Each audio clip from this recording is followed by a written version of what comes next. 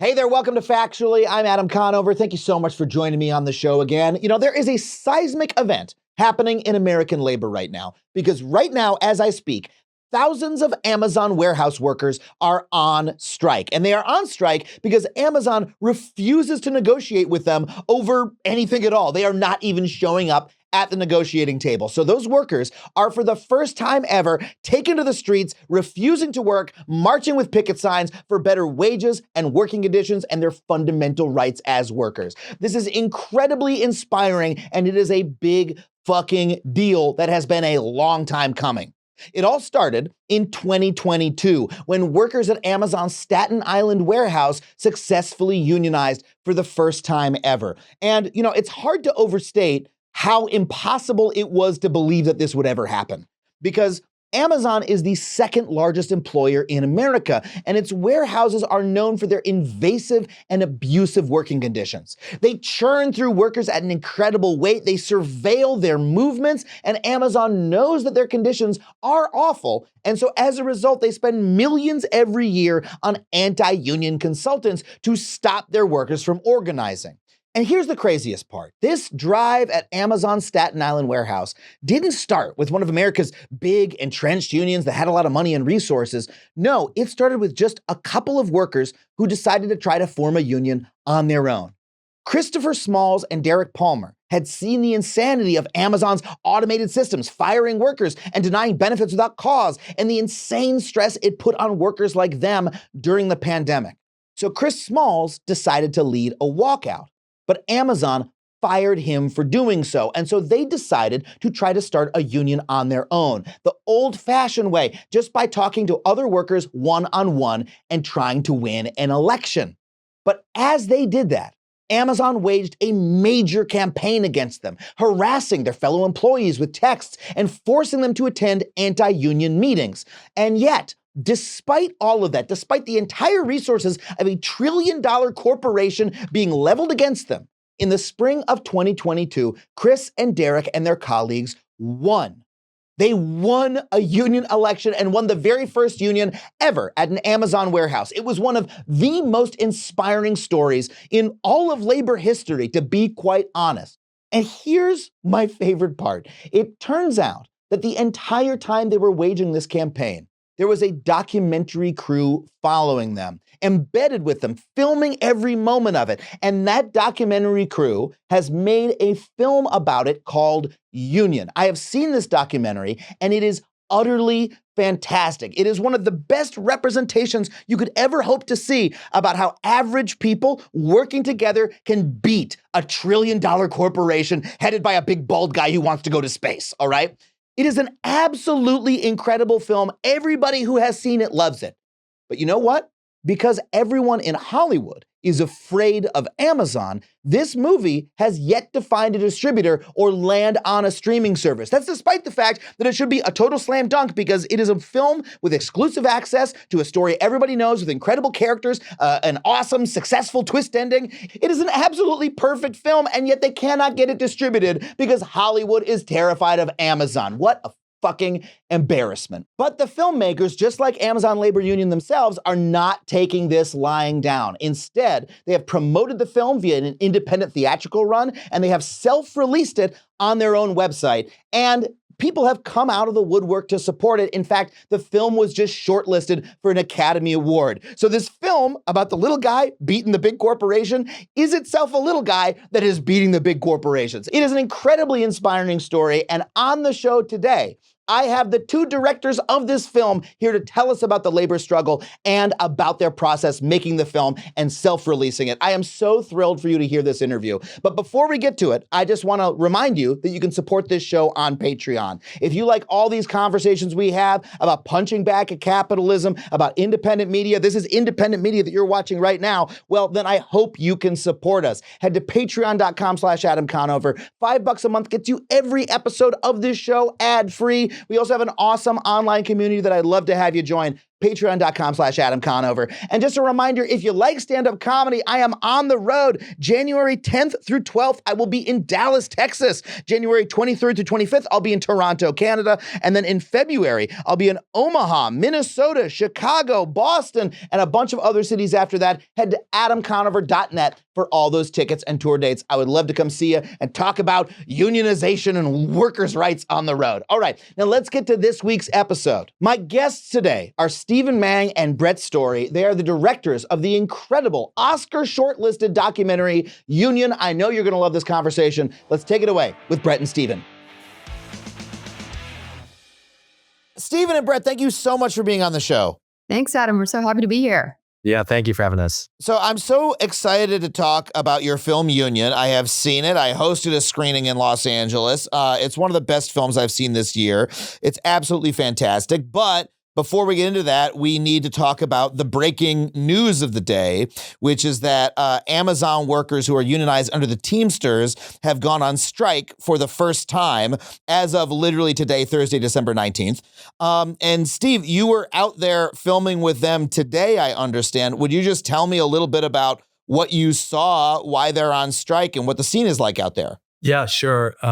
So the IBT, International Brotherhood of Teamsters, set a deadline for Amazon to show up to the bargaining table. Of course, they did not show up on December 15th, which was the date set. And so two buildings within New York City, JFK 8, where we filmed Union, and DBK 4 in Maspeth, were authorized to strike. The organizers and the workers there have been preparing for this potential and eventuality. And so they were very strike ready. And today was the first day of that strike at DBK4 in Queens. It was, I've got to say, an incredible scene. There's a ton of electricity in the air.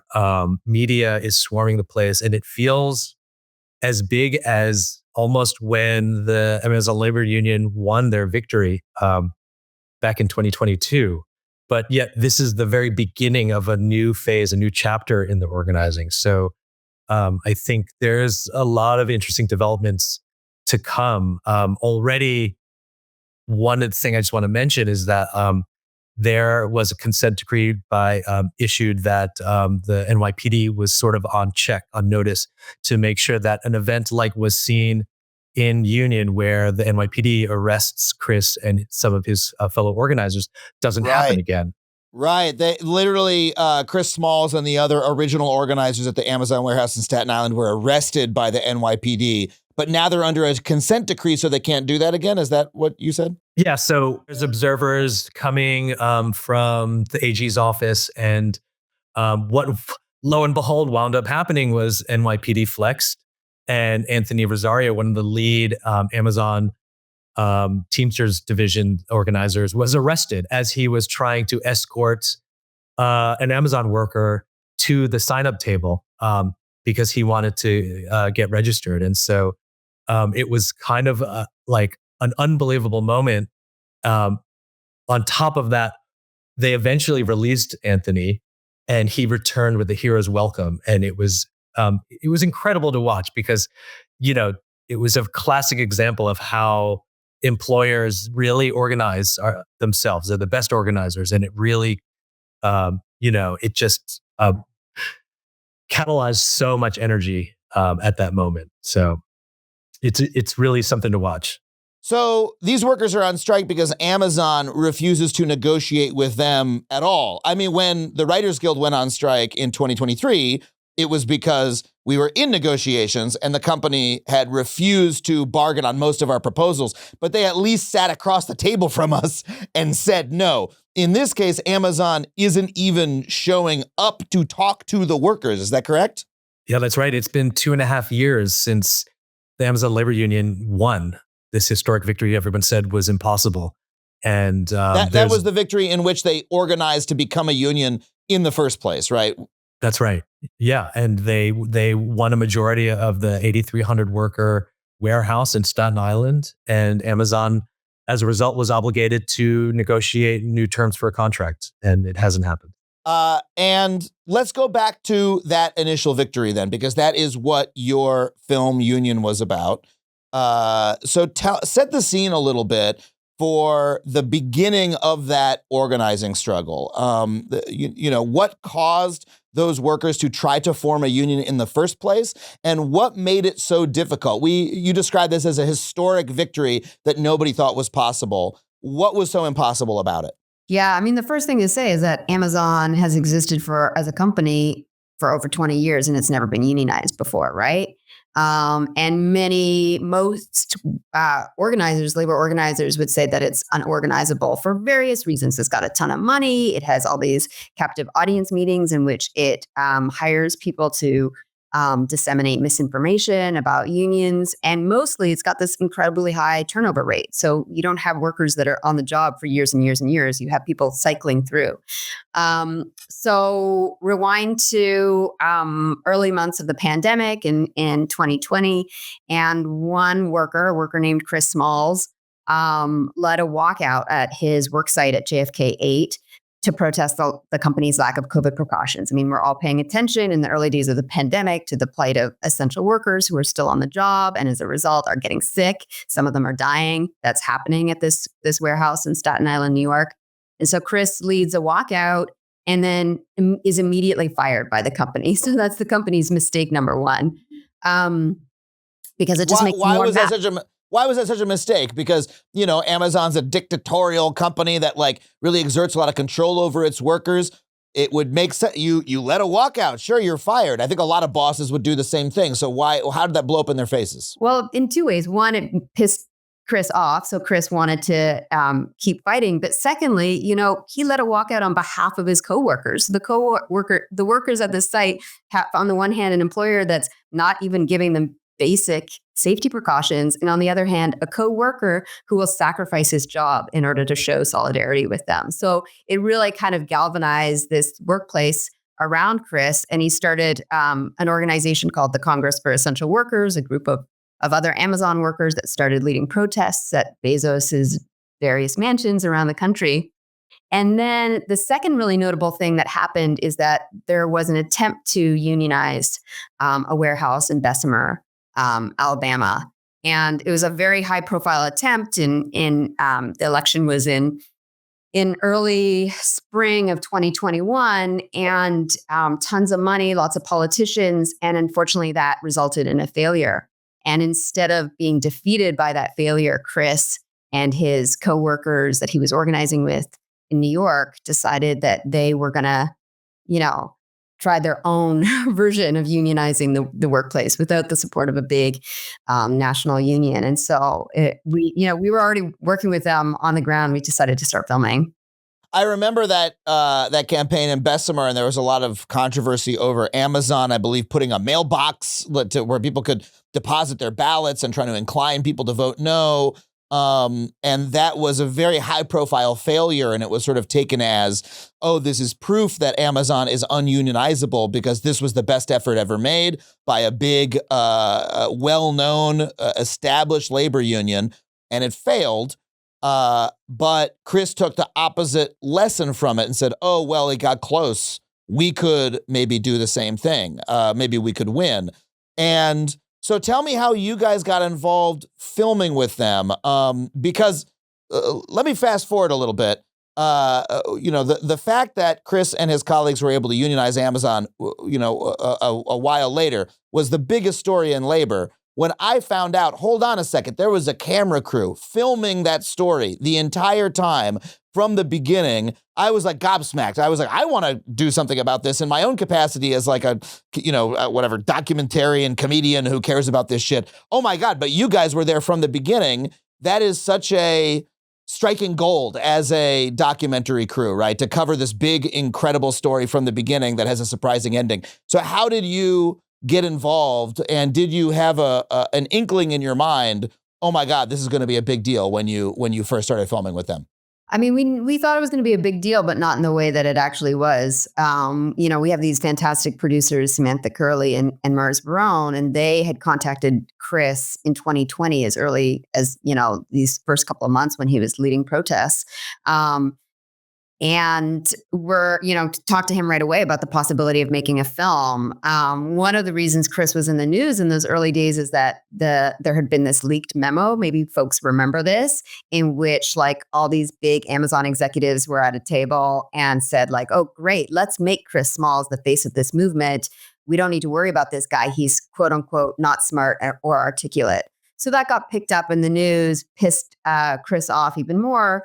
Sam and Mars. Let's just say that also, I mean, that comes across as like really bigoted towards, Chris is like a working class black man from Staten Island and, looks and talks that way. And I think that's part of a bunch of suits at Amazon headquarters are like, not going to think much of that sort of person in a way that is frankly insulting to him and to, folks who know anybody like Chris, right? Yeah, we all know what it means when you call a working class black man not smart or articulate. Yeah, and he knew what it meant. And yeah, I'll just quickly say, Chris, Sam and Mars contacted Chris and started talking about a film about him, maybe about essential workers, maybe about Amazon and this particular site. And so we were lucky enough to kind of be thinking about a film before they even decided to start this unionization effort. We were, cameras were rolling in the days and weeks before they decided to start their own unionization campaign. And then, of course, when they decided that, we knew that this was a really exciting and important thing to cover, not because we knew they were going to win. That was a huge surprise for many of us. But because we knew it was incredible that they would even try. I mean, who tries to organize a union at a warehouse that, against $1 trillion company when there's just been a massive defeat, just a few states south. And to do it independently, to do it not with the Teamsters, not with, any other big union, but just to say, we are going to start a new union, me and my colleagues. Now, maybe, hey, makes sense to maybe do that at a coffee shop, but they're doing that at the Death Star of American capitalism, right? Almost literally the Death Star, like an Amazon warehouse full of these high turnover workers, right? Everyone's being monitored, et cetera, et cetera. It seems like it sounds like the kind of thing where you'd say, God bless them for trying, but this is never going to work, right? The forces arrayed against them were so huge. Yeah, I mean, not just independently, but against a $1 trillion company that is employing the highest surveillance of any workforce and deploys and really is setting a high bar of standard for union busting, right? I mean, this is like their 100,000 plus crowdfunding beat a $14 million anti-union campaign. And so the odds could not have been stacked more against them. And can we talk for a second about why it was important for them to do this and why unionization of Amazon is important? Like we're talking about that as a given, but let's just take a step back. Like, what are working conditions like for workers, especially at that time on Staten Island, that made them want to see a change? Yeah, I mean, they're really punishing. That's the best word I can use. I mean, this is like it's a massive warehouse. So you take one warehouse like JFK 8. It's what, Steve, 14 football fields large, end to end. People are on their feet full time for 10 or 12 hour shifts, night shifts as well as day shifts. These are workers that are already commuting 2 or 3 hours from their home neighborhoods to get there. They're surveilled constantly, but especially by an app that is pushing them further and further to meet their quote unquote productivity quotas. So this is why we hear so much in the news about like workers peeing in bottles and other ways to sort of shortcut their own very limited breaks because they don't even have time to get to the bathroom and back. The space is so huge. So there's really high workplace injuries. It's a very alienating environment. It's really challenging to get, someone in management on the phone when you have to call in if your kid is sick or anything like that. It's alienating, it's boring, it's physically punishing, and you might get fired at any moment. So it's really not, and you can't live on the income you make in these jobs. That all plus the Amazon model is like defining the entire economy. It's not just this one company. It's the way in which this company, building on the legacy of Walmart, is defining, modern day low wage labor around the world. These are the jobs that are available to people, especially people without university education or without other means. I mean, like when you think about how this is a very sophisticated corporation, right? They're very aware also that their employment history ranks them. It's like roughly 3 to 12 times more dangerous than any other industry job. It's ranked more dangerous than logging and law Really? enforcement. Yes. Well, just packing like stuff in Amazon boxes, picking and putting it in the boxes more dangerous than logging. When you choose to buy your toothpaste and some pantyhose or whatever, a razor from Amazon, you're putting somebody through a workplace experience that exposes them to higher rates of danger than logging and law enforcement. Wow. On top of that, these algorithms, as Brett is alluding to, is like, they're creating these tremendously high injury rates. And so obviously you would wonder, could such a high-tech corporation be unaware of that? Of course not, because this is the end goal, to create a kind of termination practice, right? That leads to this 150% turnover rate that people are increasingly become more aware of. That in order to kind of meet seasonal staffing needs, they need to be able to scale up, around Christmas time, like right now, and then drop as many workers as they can upon the thousands, tens of thousands, as soon as that peak season rush falls off. And so this is all about creating a kind of like disposable workforce that allows them to easily scale up and down to meet maximized revenue. So you're saying that the injuries that are caused by the intensity of the work and the surveillance are actually a feature, not a bug, because part of their goal is to cycle workers out incredibly quickly, to create a workforce where they hire a bunch of people and then all those people are not working for them 2 months later. The more inhospitable of a workplace, the more dangerous, the more uncertain, the easier it is to let go of people, have them, quit or be injured, to leave one way or another. And so high productivity rates are another way.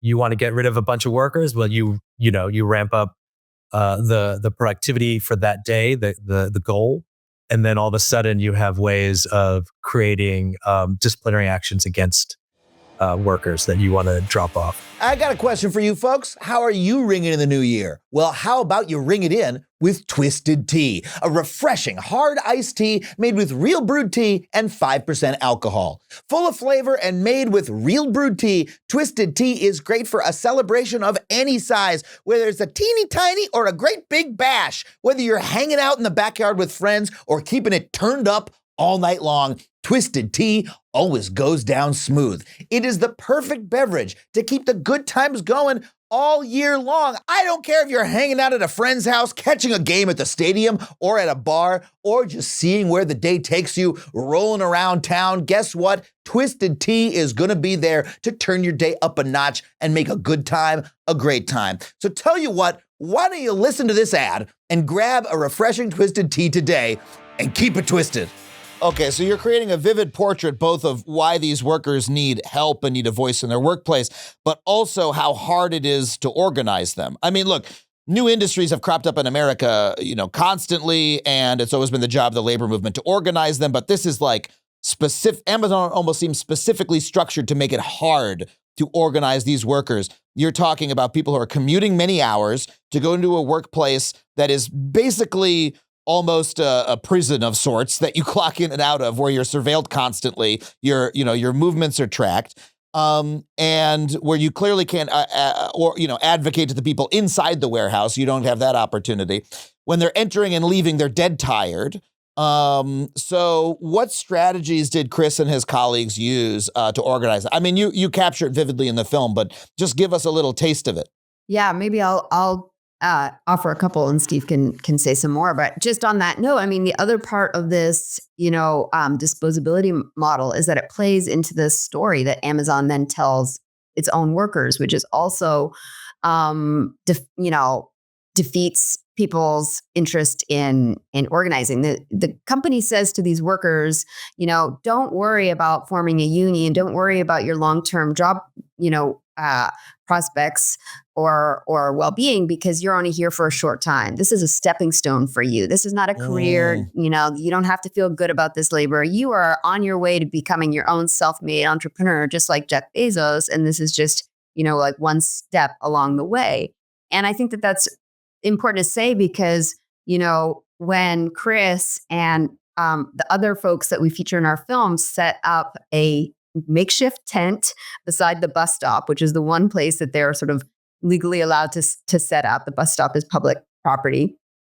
In order to start unionizing this union drive, which means talking one-on-one with each worker, there were a lot of reasons that people were disinterested in having that conversation or would say no to even signing a signature card. And one of them was just like, oh, why do I need to worry about a union? I'm not going to be here for very long, because that's the story they're being told. And maybe they need to hear it. They need to feel like that's true. But yeah, I mean, the main thing that the ALU did was that they just did basic worker to worker connecting. They set up this tent and then later on a fire, and they often gave out food. At one point, they gave out free weed. Mostly, they just spent time at this like spot and like become a presence of workers that knows what the job is like. Many of, everyone except Chris is still working at the warehouse. So they're coming off shift or they're on their way to shift, connecting with their coworkers and saying like, hey, like, let's just have a conversation. You happy with your job? Do you think it could be better? Do you think it's fair? And getting them to sign these signature cards. I mean, the free food and the free weed, at first sounds like a giveaway, but when you think about it, it is, those organizers providing like care and something needed to these workers. I mean, these are hungry people. Like the people who are working in this warehouse are not necessarily well fed in the rest of their lives, right? Like this is not a job one has if one has a lot of stability for a lot of folks. And so I can imagine how just being there, providing that care, saying, hey, we're here if you need it. That's what Chris says over and over again in the film is like, we're here for you, right? And building that bond of trust one-on-one seems like it was really powerful. Yeah, I mean, when you think about like how racial capitalism works, right? It's like how people become part of what is called the invisible working class. It's about being convinced, being indoctrinated to start believing that your voice, your opinion, your feelings don't matter anymore. And so when it came down to like these things like pizza and weed, it wasn't this sort of transactional thing that they were doing. That was part of this larger effort to just reach out to their coworkers and ask them how they were doing. After maybe for the first time in a 12-hour shift, offer them a place to sit and just talk or be silent. If it turned out it was their birthday, to throw an impromptu birthday party, run down the street and get some cake, or just, shoot the breeze and meet workers where they were, which was a place of the tremendous suffering, pain, and agony, honestly. And so I think this idea of like what they did was like they acted like fucking human beings, in an incredibly harsh environment that is trying to do the exact opposite. Now, you captured something that I thought was really powerful in the film, which is that, look, organizing is human beings being human with each other, right? That is the soul of it. The company has this sort of corporate capitalist economic connection with you. It's one way. It's always to the company's benefit. And organizing is about saying, hey, I'm a person, you're a person. We have this in common. I know you and I see you. That's been my experience organizing with the Writers Guild, is me saying, I'm a fellow writer, you're a fellow writer, and we are going to connect. It's a true social bond, right? It's all about our humanity. But humanity is also messy, right? People don't get along. Sometimes people are assholes, right? And every union has, people who are assholes in it, to be quite honest. You know what I mean? Because that's human society, right? And when you embrace humanity in that way, you have to let that in. And you really show some moments in the film where, despite the solidarity that these workers are showing, there's real tension. And I wondered if you could talk about that a little bit. Like, what were some of those tensions that cropped up, and how did you try to represent those as filmmakers while still representing the broader struggle? Yeah, it always felt so important for us to allow space for those moments of tension in the film. I think that sometimes when we hardly ever see working class people organize in mainstream television or cinema.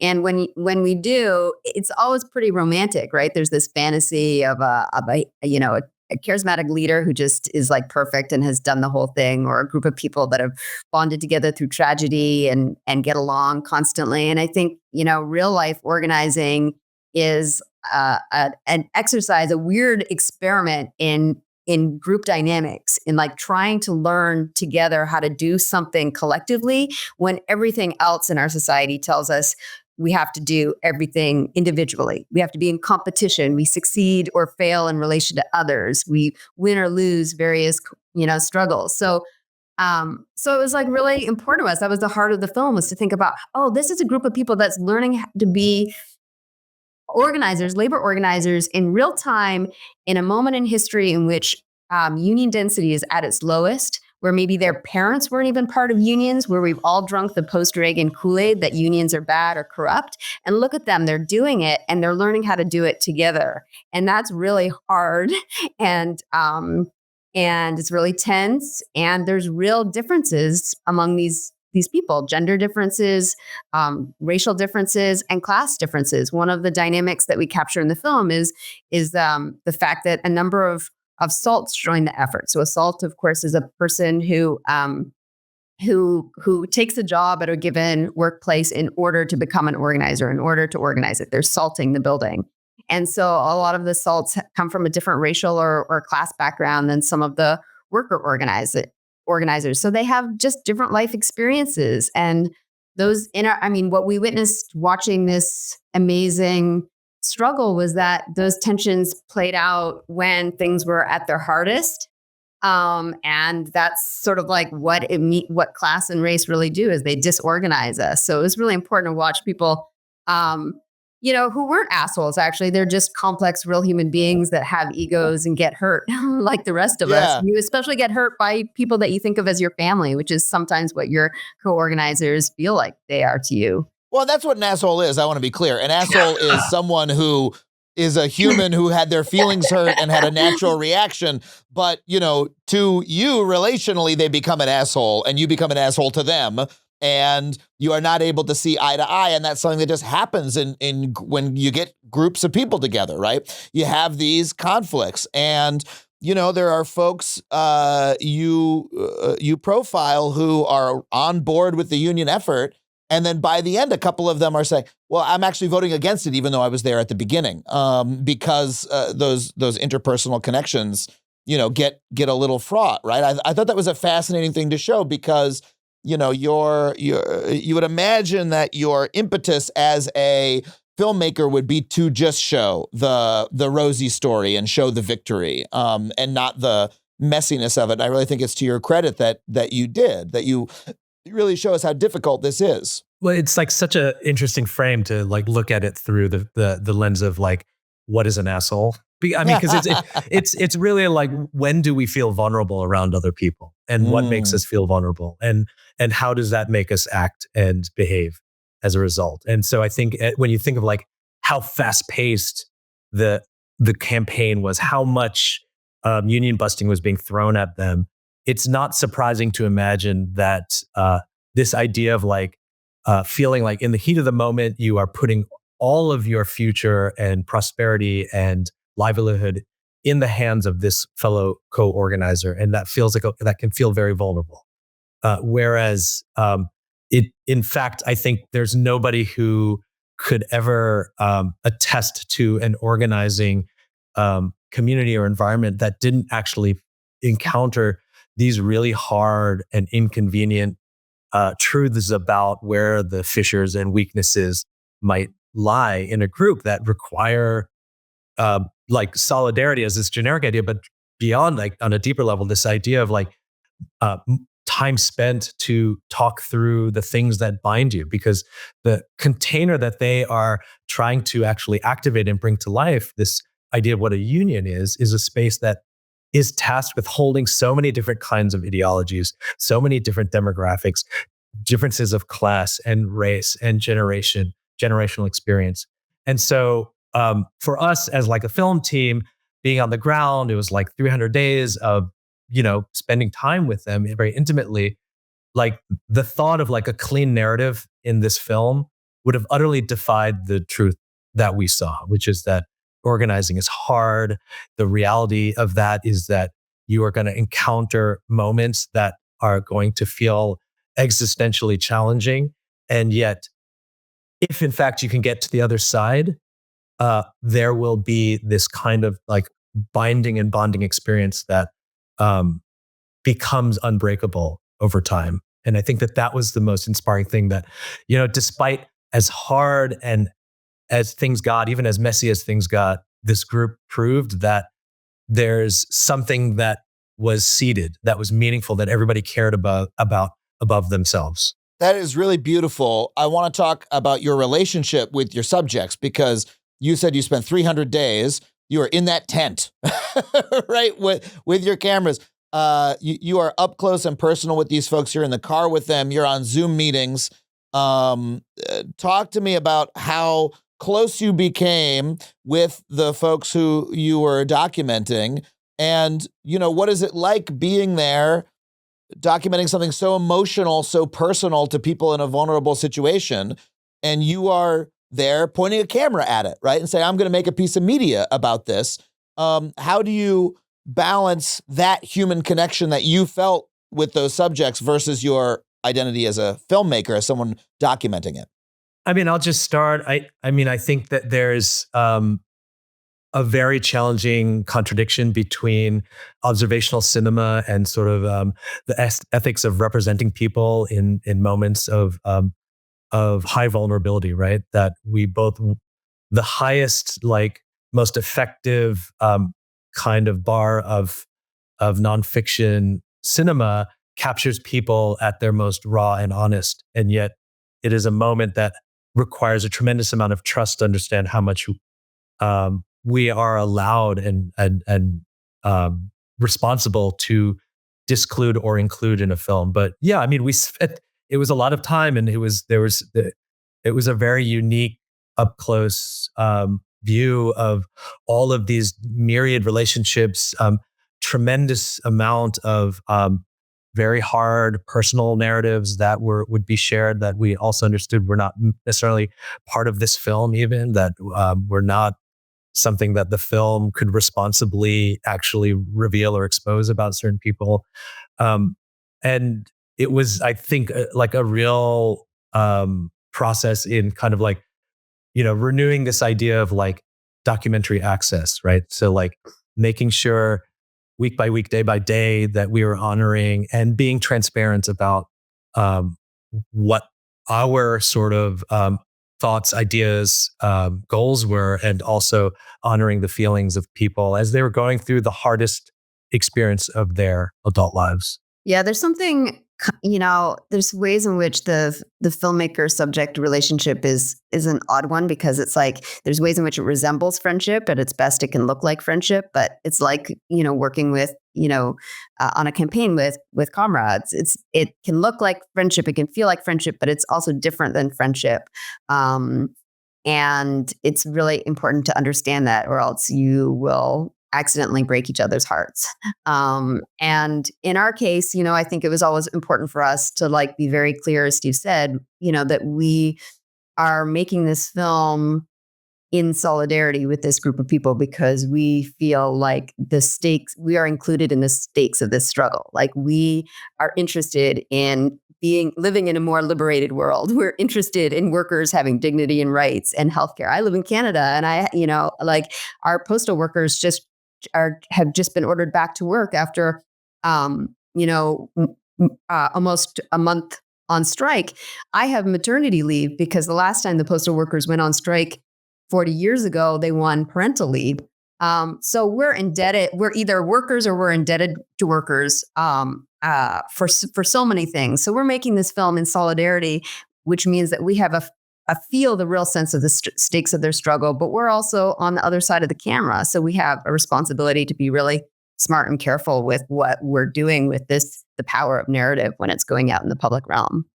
Can I share one anecdote? It was Please. Yeah, it was really moving when we finished the film and we were showing it to different groups of people. And as you see start to unfold, there were kind of two factions ultimately. One that became ultimately the Reform Caucus, and then the original ALU proper. There was actually a division that formed in the union eventually, which caused a lot of strife.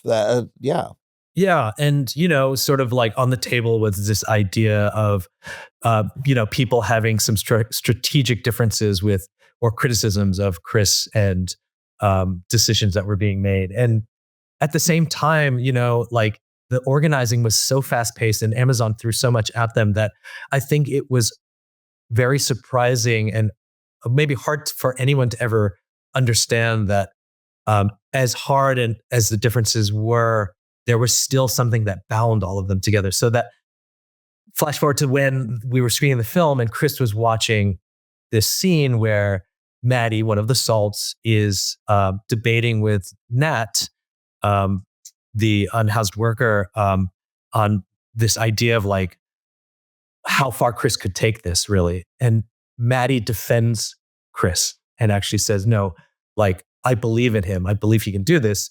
When Chris saw that scene, I heard him just kind of say, audibly, but to himself, like, oh, wow, she said that. And it was really like, it was really moving for me because I could feel how moving it was for him, that like, it was a moment where he realized he kind of forgot how connected they were maybe, and that the differences were not the terminal point of their relationships, that there was something that was underlying, and really true in their connection. That is really beautiful. And I want to jump now to the fact that they won because of that connection. Right?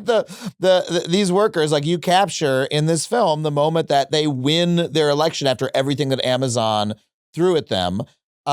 Just tell me a little bit about, what that moment was like, watching them win the very first union to ever cover an Amazon warehouse. I mean, I wish I could have bottled the feeling and had some of it right now. Need a little jolt of that. It was totally amazing. Like I've been part of social movements for a long time, since I was a teenager, and there's a lot more losses than there are wins. And to be that close to a group of people that were never even supposed to get to an election, let alone win, and win on their own terms, it was like one of the high points of my entire life. It's like an interesting kind of way to see a victory unfold, because there's a vote that happens in real time, but it happens actually over 2 days.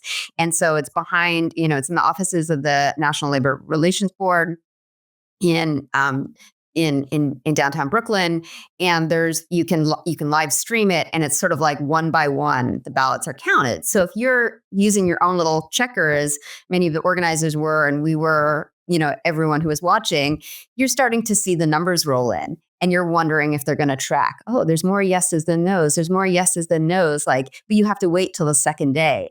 And then by the time the second day rolls around, it was pretty clear that they were going to win. So the anticipation is just building up amongst all of us. And then that moment where it's declared and Chris and folks rush out of the courthouse, it's just totally amazing. I mean, that moment in the film it just makes your heart sing to watch it happen. It is so inspiring, especially because you see all the tension leading up to it and everything arrayed against them. And you're not really sure which way it's going to go. I mean, I got caught up in it. I knew how it ended, but I still got caught up in it when I watched the film. And so let's talk about this film a little bit, because again, when I heard that you guys had been filming the entire time, I was like, wow, you struck gold as documentarians, right? I've tried to pitch a couple documentary projects in my time. I know what buyers generally want, like what do you need to have a slam dunk documentary? You need to have, it's really helpful if you're telling a story that like everyone has heard, like it's a national news story, but you've got access to it no one has. You got the behind the scenes story that no one has. You got to have great characters. You need a surprising ending. Oh my God, you guys had all that in spades, right? You have the behind the scenes story of this national news, this huge event. Chris and his colleagues are such incredible characters. You've got the drama. It's beautifully made. I was lucky enough to get to know you guys and get to see a preview of the film. It's an incredible film. And then I hear you cannot get anybody to pick this film up. I mean, this film won awards at Sundance. It is absolutely incredible. I watched it and said, surely HBO, Netflix, somewhere is going to pick this up. And yet you were not able to find a company to buy it. Why do you think that is? I have my own theory, but what would you offer as to why you've had trouble distributing what is objectively a slam dunk incredible documentary? Yeah, I appreciate you framing it like that. That's very kind. Look, I mean, it was not surprising to us that something like this would happen. In fact, we prepared for this coming out of Sundance, that we would get as many, passes that were couched in this kind of regret, things that, such as like, sorry, we all actually love this film, but we can't do it for this or that reason. What sort of reasons would that be? I mean, I've gotten a lot of Hollywood no's, so I know that the reason they offer is not always the real reason, but we love the film, but what? Well, yeah. So just two things. One is just that, we do a lot of work with Amazon and we can't jeopardize that relationship. Yeah, Amazon runs the back end of a lot of the streamers, right? Like a lot of the big streamers are literally using Amazon's cloud services. So maybe they'd be concerned about that relationship. But sorry, please go on. Yeah, I mean, this is a company whose, lead executive was rich enough to buy an entire newspaper and then squash a presidential endorsement. And so when you think about what is the potential power and impact of a corporation in America, well, it's that which can set value on just the mere idea of like what a worker is worth, or a documentary that tries to tell the story of what that worker is worth. And on both ends is this corporation that is deeply enmeshed in economically as well as culturally, right? Like they invest millions of dollars into people seeing them as Earth's best employer, and also as a studio and part of the the conglomeration of our media environment, as you are well intimately familiar with. I mean, they have captured not just kind of like economic power, but cultural power.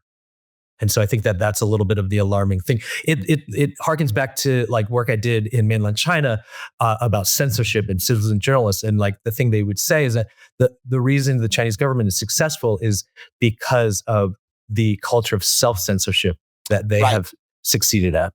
Amazon doesn't need to tell anybody to squash this film. Everybody just says, that's not really a fight we want to pick today. Yeah, I think it's also, I think that's like the media landscape generally. I think the reasons are probably not too dissimilar for the, as the reasons that drove SAG-AFTRA and the Writers Guild to go on strike, which is that these companies are behaving like tech, media companies are increasingly tech companies. They're trying to squeeze everyone that they used to pay well and pay no longer pay them well and get things on the cheap. And there's huge media consolidation. So like one thing that we kept hearing too is just like, we can't take it up the ladder because there's this shuffle going on among our executives. Like the field is shrinking. They're putting this squeeze on all of their talent, but they're also churning out content that's more and more formulaic as a result. They're taking absolutely no risk. And there is something risky about an observational feature-length film showing an insurgent group of people take on a huge company and form a union. Whether or not you are influenced by Amazon or not, it's kind of like there's a reason that all big corporations might be scared of that. Yeah, except that what you just described is one of the basic stories of Hollywood, right? That people want to tell. Scrappy underdogs take on Goliath and win. Yeah, it's in the fucking Bible, right? Right? It's like one of the basic stories that we tell over and over again. And also it happens to be about a national news story. And so there's plenty of other stories that are exactly like this one, right? That have all the ingredients that yours does, that are obviously picked up and spread all over the place, that an HBO or a Netflix or a PBS, there's plenty of buyers for it. It just so happens that when it's about labor, you get those passes. They say no. And, to me, look, when I started working in media, when I made my first show, Adam Ruins Everything for True TV, I really felt that it was to the credit of American media that we were doing a show that criticized advertisers, criticized capitalism, criticized the working conditions that they put us under, criticized corporate power, and we did it on corporate media. And the ad sales team at True TV would tell me, hey, we see what you're doing. It's really cool. People love to watch it. We'll stay out of your way. We'll sell the ads and we won't tell you what to put on the show. And literally, we did the show for almost 5 years, and we had maybe 3 different times out of, over 65 episodes, a couple hundred different topics, where the network told us, hey, we don't want you to tell this story. And I was public about what those were, and I felt, hey, this was a success in terms of being able to tell this type of story on corporate media. I find this story for you guys to be the opposite. It is an indictment of the media environment that we currently live under, the way that things have changed, that you could not find a buyer for what is obviously an important, good story that should be told. I mean, there's no reason that a labor story shouldn't be told in the same way a sports story is, or a racial justice story, or et cetera, or any fucking story. Like, it's part of the world. Why wouldn't it be told? People want to hear it. It's a great film. It's an absolute indictment of how cowardly these companies have become, how afraid of corporate power they've become, how safe they've become, the amount of risk taking that we have lost in the media. It's embarrassing, frankly. And I think that people at HBO, at Netflix, all these companies should be embarrassed that they didn't buy this film. Yeah, you don't have to say that, but I'll say it. It's humiliating. And if they're listening to this show, they should all be hanging their heads and saying, oh, we suck. We're so stupid. We're so stupid and cowardly. We're wimps. And we're letting Jeff Bezos tell us what to do. And is that why we got into this industry? No. So I won't belabor the point anymore. But despite all of the forces arrayed against this film, you guys have really turned this into a success story because you've done an independent theatrical run, which has gone very, very well.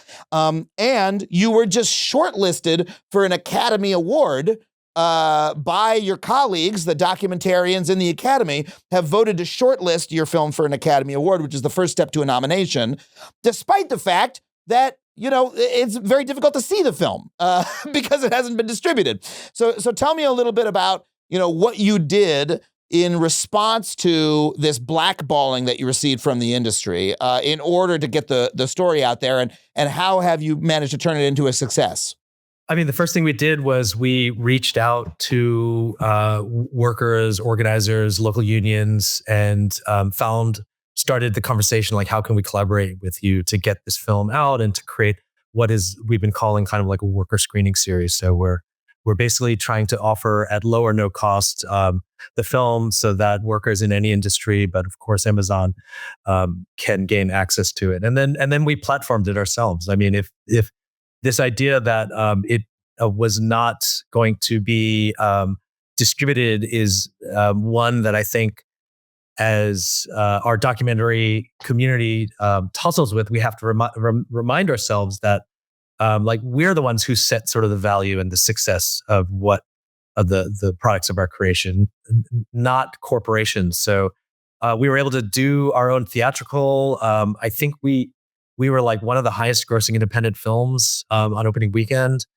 and our on top of that, our digital release during this 5-day period between Black Friday and Giving Tuesday, in just 5 days, actually surpassed the revenue of the theatrical as well. So that was actually surprising to us. we have a lot of generous investors that we have to repay, and also everything we're doing is in a shared revenue model with unions as well during this very critical moment. So, cool. You're sharing the revenue from the film with unions. Yeah, with unions, with worker solidarity funds, as we see appropriate. So I just want to make it clear, like, this is not about trying to generate revenue per se. It's about trying to disprove the algorithm, disprove the metrics of valuation or devaluation of work that we feel is urgent, right? That people, maybe corporations are fearful of, because they're mobilizing proof positive that collective action, collective organizing matters and is effective. Yeah, and I just want to underscore the theatrical, because I think a lot of companies, even when you do get distributed, they bypass theatrical release. And, we're filmmakers, we care about cinema, not just because of the scale of it, to see like our images on a big screen. Well, that's nice, and a good sound system, but because we understand that a viewing experience is different when you're sharing it with other people. I mean, there's movies that I refuse to watch alone because I want to be in a room with strangers and hear what kind of, audible sounds they make alongside me, or like just be out with a group of people afterwards to talk about whatever I've seen. And this is like a film that's really important to see with other people, because it generates a lot of questions, because you have a lot of feelings afterwards. Like, you don't want to be alone, in the same way you don't want to be alone, like doing your job and going home and feeling miserable about it afterwards. So it was really important for us to get it in theaters all over the US. We had it. I ran in New York and in LA for multiple weeks, got carried over because the audiences really came out. And that has been really gratifying. Yeah, I mean, I hosted one of the screenings here in Los Angeles, and I think you make a really good point that this is a film about solidarity and humanity and finding, commonality with other people. And you could feel the energy in the room after the screening. Like, people were buzzing, about, we saw this together. And it's a film about togetherness and what we can do together. And about the bonds between each other. People were going like, oh, I'm from this union, I'm from that union. Oh, let's talk. Oh, let's exchange numbers or whatever. It was really cool. So yes, our culture wants us, the corporate media wants us to be so atomized and just watch, whatever the latest streaming schlock is alone in our houses. But that is true. The point of the theatrical experience is not the big screen. It's other people. It's being around other people. And, the capitalism wants us separate, and coming together is a radical act, I think, in that context. And so it's so cool that your film gave people a way to do that. And that people came out to support it, that you actually made, I don't want to say made a lot of money, but you had a lot of success in the theatrical release and in the online release as well. And so people can watch the film now, correct? Like, if you're listening to this and you're saying, oh my God, I want to see this incredible film that shows you how to organize your workplace and demonstrates what we can all do together as people in this radical way that the little guy can take down $1 trillion corporation. If that's appealing to you, people can see the film. Where can they see it? Yeah, they can go to our website, which is unionthefilm.com. And they can do two things off of our website. They can rent it, and they can also book a screening. So if you do want to have a collective experience, there's ways to make to book a screening for your university or your club or your local theater. And we have like a bunch of festivals coming up. I will just say, like, it is one of the like real benefits of this self-distribution thing that we've done, is that, like, if you've been bought and and some company owns your movie and they tell you, oh, people don't want to see it, we're not getting the numbers, so we've like hidden it in some library, or we're not going to put it to theaters. There's nothing you can do about it. And we had this amazing experience of like knowing that we could get people out, bringing people like you and other people to, sort of Advertise live screenings, and then like make it happen because we knew who our audience was. And then the audience, brought other people. So I have to say, like, it's been kind of amazing for us to do this self-distribution thing. And it's been a totally positive experience. Yeah, I think that's a really great point, that I've had that experience working with streamers in the past where they say, our expectations are kind of low for this. We think some people will watch it, so we're not going to push it that hard. And say, no, I know there's an audience for it. That's why I made it. If you push it, like, they will come, because this is going to matter to people. And you were able to, because this was independently produced, follow that insight yourselves and build the audience, and you have been proven right. So I predict, despite the blackballing, great things for this film, and hopefully a couple people will go watch it as a result of this interview. I hope you do. I encourage you to, unionthefilm.com. Before I let you go, though, I just want to ask the subjects of your film, the people who you captured the very beginning of this organizing effort. Now it's much bigger. There are Amazon unions at a number of warehouses, and some of them are on strike right now. So I want to ask first, where are the folks who you profiled now? And two, where do you, how can people support, the current workers who are on strike? Sure. Well, so to start, Chris has really set his sights on international Amazon organizing. So he's really interested in this idea that to show Amazon the collective power of workers, it needs to be an international consolidation of the organizing efforts. So that's been interesting to watch unfold. We'll see. I think it's all kind of pending and in progress. A few of the other organizers went on to join the Teamsters, which was a really interesting development, especially after the Teamsters ALU affiliation. And then others went on to some other movements, but a majority of them have stuck around and are still organizing, or at least involved in the movement tangentially. So I think it's really exciting to see that. I think there's a really interesting parallel between the organizing effort and the film, because in the film, we watch as the Amazon labor union organizers, they started that union independently. And there's a moment in the film where they go and talk to some other bigger unions and talk about affiliating. And those bigger unions sort of say, no thanks, you guys are too little. We don't really believe in what you're doing, we don't see eye to eye. We're not gonna, we're gonna go our separate ways. And the ALU folks proved everyone wrong. And then all those bigger unions got on board, right? Like the Teamsters are now, the ALU proved to the Teamsters that this could be done. And your film is a little bit similar in that you have made this amazing film. All the distributors said, I don't know, is there going to be an audience for this? We're not sure that, maybe we're going to piss Amazon off. We don't want the smoke right now. And you guys are proving, fuck you. This is an incredible film. People are coming out of the woodwork to watch it. You've been shortlisted for an Academy Award. And I'm pretty sure that eventually some bigger fish are going to get on board and you're going to be able to say, told you so, right? I feel like there's a little bit of a parallel here. I don't know if you see it that way. Yeah, we've seen it a lot, and including in the edit when we would be having arguments about whether or not to include a shot or not include a shot, and tensions were high. It's been really gratifying to show the film and have so many people say afterwards they recognize themselves in it, and I'd say a large number of those people are filmmakers as well as labor organizers. Because it turns out like not having power sucks, and when you see people like not just give in to the fact that they are being told what to do and that there's nothing to do about it, but instead take things into their own hands in every realm, it's inspiring and it's contagious. And that's what we want.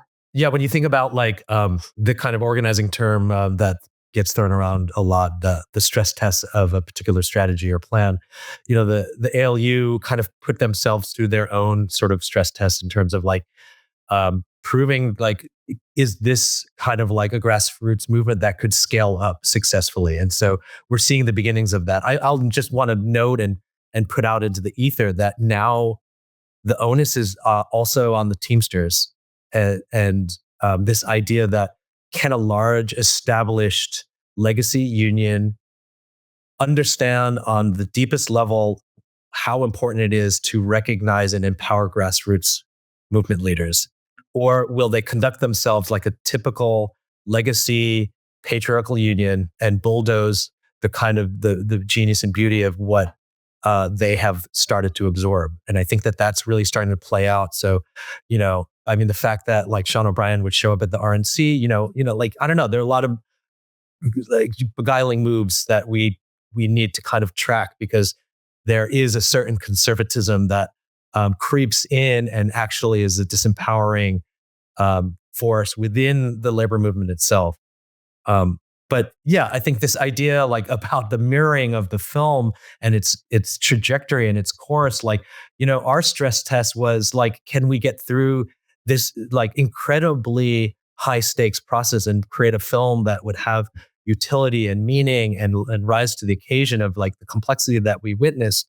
And then as an industry, like as artists and filmmakers within a larger industry, I think what is being asked of us is like, can we not just endure the challenge that these like huge entertainment corporations are, putting upon us, but can we actually reclaim ownership of the direction and the identity of the work and the culture of visual culture of media making and art making?